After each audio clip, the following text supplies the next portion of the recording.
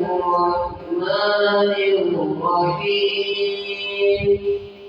صبغة الله ومن أحسن من الله صبغة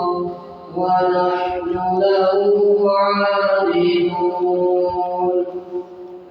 قل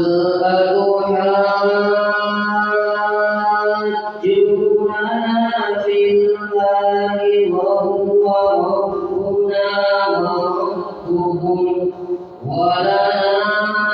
أعمالنا ولكم أعمالكم ونحن له مخلصون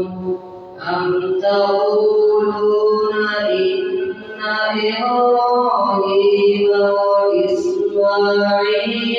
وإسحاق ويعقوب